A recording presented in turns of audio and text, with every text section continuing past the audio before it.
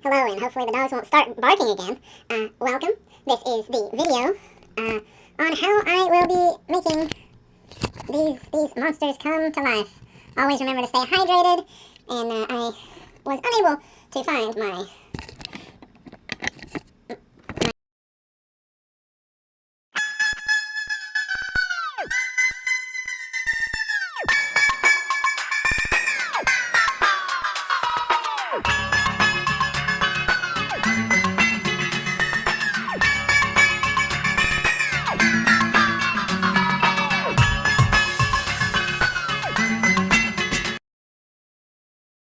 Well, your first fact is location. No matter what you're talking about, even in space, it's all about location, location, location. So, habitat will be my starting card, and that is. Oh, speaking of space, outer space. What a perfect. I shuffled, and like I haven't even looked at the habitats, so that's pretty awesome. The detail, let's see what that's going to be. Logo, okay. Name and use your artwork for a fun new invention. Alright, that sounds good enough. So we've done those two. Let's go to small subject. I know my arachnophobes out there is really gonna love the tarantula. Okay, so those are the 3 cards so far. And next is the octopus. Okay, 8 and 8. I really feel like those 2 creatures can really do some cross pollination with some design ideas. And the large will be a giraffe. Would you look at that? That's going to be funky, but let's see what we come up with, shall we?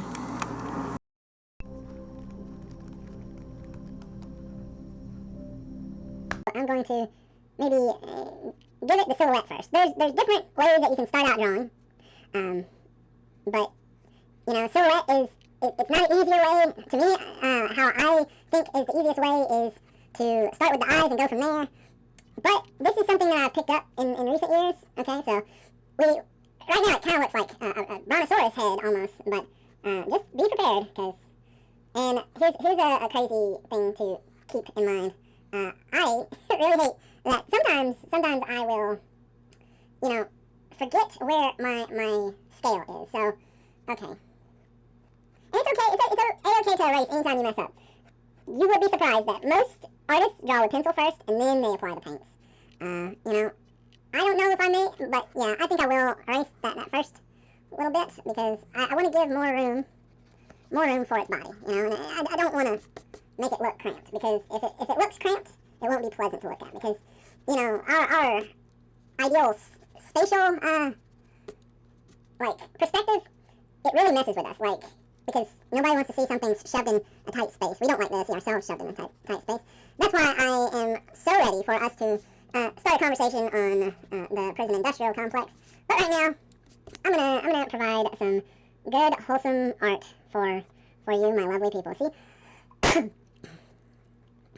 we're a good bit in a different place now, and I might even give a curve to the neck, because I don't want to keep scaling over, and I want to stop at some point. If this was a quick draw, which I'll do that later, a quick draw, I probably won't even apply ink to, unless I just really, really enjoy what had come of it.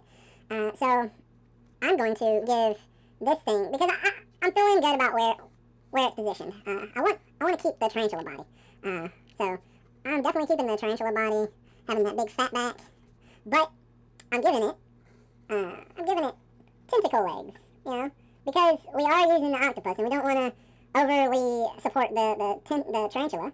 And this will be an alien type creature from outer space. That way we're covering all the boxes. Outer space, that's an easy box to cover, because anything that looks abnormal can be considered, alien to us. even still, like, I think I really blocked myself in here by drawing in portrait instead of landscape. So that's another one of those things that you gotta look out for when you're drawing these little challenges. And I hope that when you guys watch this video, you guys could be inspired and maybe challenge me to draw something that you can randomly think of off the top of your head. I think everybody is able to draw in any fashion, really. It's good to not, if you're using the concept of octopus tentacles, then you gotta give them a loose feeling, a loose form, you know? Don't make it look like they have bone structure, because that's not octopus's thing. They don't roll with bones. They're down there in the like deeper part of the ocean. They've survived since the Stone Age. Speaking of the Stone Age, we need to fix the head of this creature, because this creature currently looks like a dinosaur, and I want it to have very... Okay, should it have teeth? Who knows? Maybe I'll give it, you know, because tarantulas are hairy. I don't want to make it too hairy, and I don't want to make it too soft, because both those creatures, you know, their shape and texture are two completely different things. And I think even underneath it, it'll have like a beak situation. Let's see. And maybe even give it giraffe horns, so we can... And the other similarities that these creatures have is many spiders can have designs, but I know giraffes, they always have spots. So, and sometimes there's a spot pattern and, you know, different patterns, but, you know, there are always spots on giraffes, different patterns on octopus. So we're gonna give spots along the body, you know, because you want something that definitely, like, speaks to the audience and says, yes, this definitely has giraffe, tarantula, and what is that other thing? Giraffe, tarantula, and octopus. It definitely has all the elements of all the animals that the artist decided to employ. And I think even giving it 8 eyes. Yeah, and you can really go as wild as you want. And that's what I like about, you know, I give it the 4 right here, or you can't see the other one because it's space divided. So maybe just 4 eyes, because I don't want to do a whole lot of crowding on the face. Definitely want to, and its logo, like, it's a fun new name and use your artwork for a fun new invention. What invention could this be? Like, this is the Tarantula-topus, and it is the logo, it is the brand of space tractors, because if you're in construction in space, then you would need a space tractor. And John Deere couldn't just give you a tractor and you'd be able to use it, because different planets have different physics. So, you know, what can roll around smoothly on our planet might not give the same efficiency on, say, Venus or something. Something that has a heavier gravitational pull might need something that can stick to things with tentacle suction cups and different things like that. I think I'm gonna draw dots and spots leading up to the hind quarter, and then after that, I'm okay with being done with this drawing.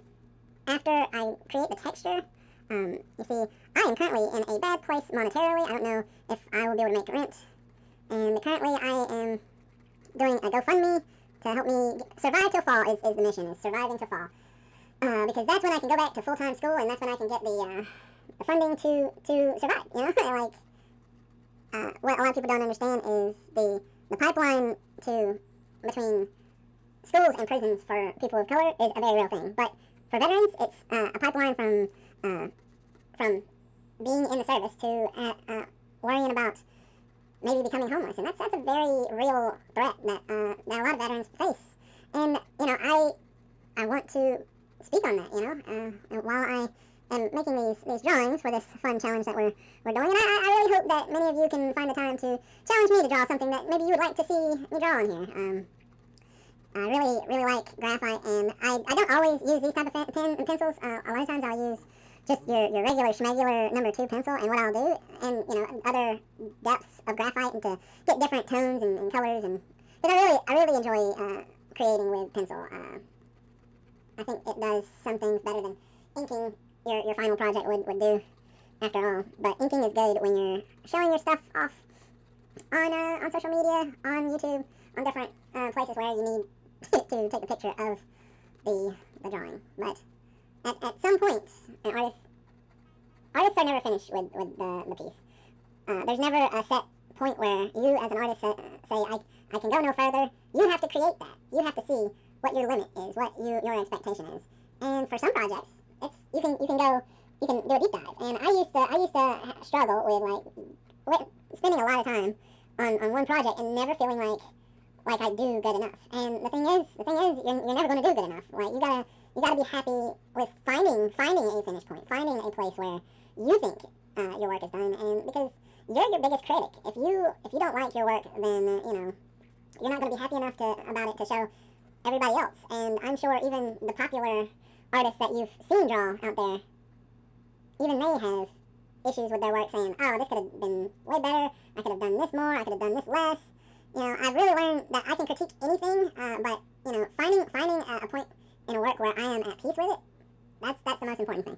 And because I'm just showing you a little, actually, like this, to me, the design is something I'm happy with. Is it perfect? Probably not. But it is good enough for me to get to the inks and let us have the final project.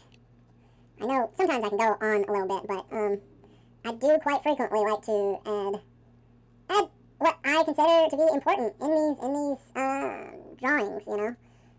When sometimes I'll hear people say, "Oh, this artist is too political. This artist," every artist is political. Everything that an artist has done in their works has been reflected in what they've said and what they've experienced in their day-to-day life. I don't know if you realize this, but Stan Lee has always been someone who I have been a big fan of. And sure, many people these days are aware of him now. He is like A-tier celebrity in certain sections of culture, especially nerd culture. But he saw that it was very important to put civil rights in his comics. He saw it very important to reflect the struggles of modern day man in the 40s, the 30s, 40s, 50s, 60s, all the way up till today. And I think when I see people say, "Shut up and paint, shut up and draw, shut up and do X, Y, and Z," these people are the same people who don't have anything going for them. They don't believe in anything. That they just want to ignore all problems, not only their own, but other people's. But that's not everybody, and they gotta learn to accept that. The fight for civil rights will probably go on till the end of humanity, and maybe humanity will never end. Maybe it'll find a surviving point in some pocket of time and space. But at some point, the evils of this world will have to submit, because people can't just undo their skin color. And even if they had the option, no one wants to do that, because if you started doing that for your skin color, you do that for your culture, and you do that for everything until you're completely erased. And that's what one group of people always aims to do. And I don't think we should ever give it to them. And for many people, they don't have an option. They have to fight this fight.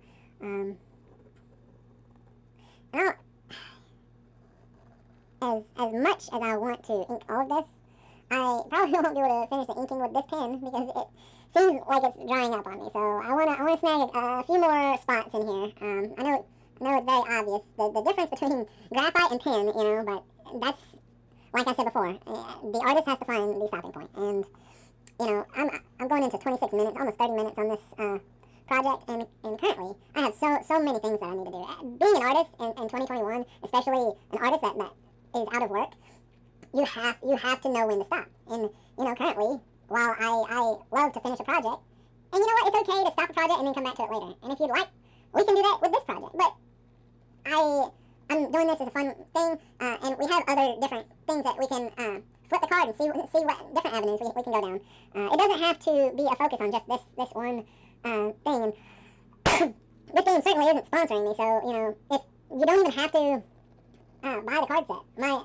My wonderful partner of mine, she got this for me. My girlfriend got this for me, and I haven't got to mess with it while I was in school, because there is just a lot going on when I'm in school. And I think I'll do videos on the transition from being a Navy sailor to being just a student, a freshman in college. I mean, that's crazy. I never imagined being here, being a part of the school that I'm a part of.